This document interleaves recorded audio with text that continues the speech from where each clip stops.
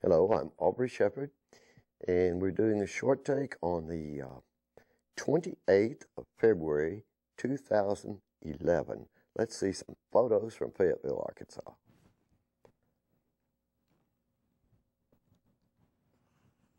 I like to keep this sun out of my eyes. Okay, that's a little thing came in the mail or something, a handout from the City Code Enforcement Department, and they're advocating there, strangely, mowing those areas between fences in those little right-of-ways. And they say before you mow it or before you clean it up, and then after, and you see those pictures. Well, if you look really close below that up, there are some nice native plants in there for the pollinators and the birds and the rabbits and some other critters maybe to use, so why would you destroy them? You just saw a picture of Dick Bennett, and the city's most famous sculptor, and there's a piece of Hank Kaminsky's work, May Peace Prevail on Earth. You've seen that in several places in town, but it's the theme of the big work downtown at the center.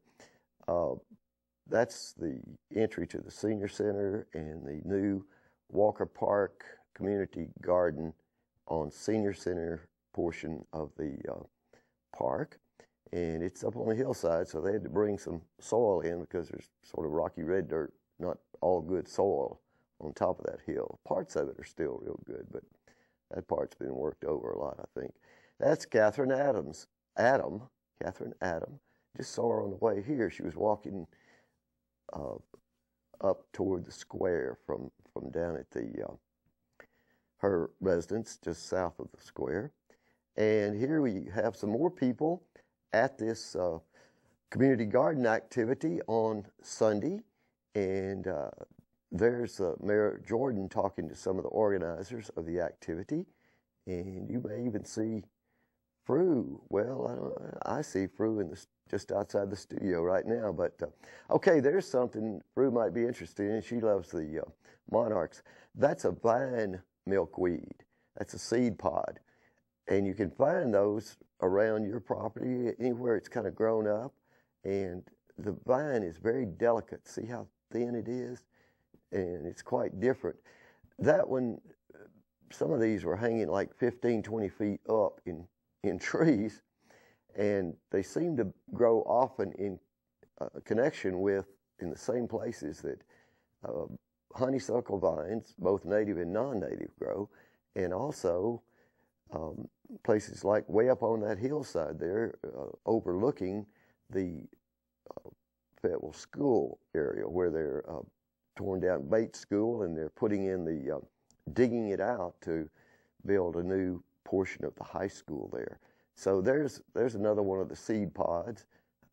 Pretty close to that one. It's down by the creek, and you can find them. That's actually, I believe, by Spout Spring Branch, and that's in the riparian area of Spout Spring Branch, and it's already protected. It doesn't need the ordinance right now on that portion because it's vegetated, and you can see how water was standing on the 28th of February after a large rain during the night. Uh-oh, I thought I rotated that picture, and it didn't take. I think you have to save it to a different place, and I think I saved that one on my photo card. You can save it over directly to the desk, I thought, and it didn't work.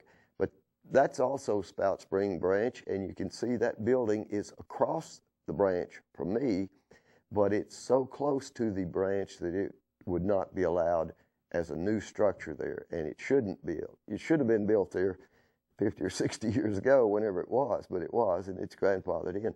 There's what I'd call a natural place to make a rain garden. That lot has soil, good, deep, rich prairie soil, and it catches and holds water, and it gradually soaks in, so it helps prevent flooding. And here's a lady cardinal. But anyway, that natural depressional area is where you want to put your rain garden. You don't have to structure it.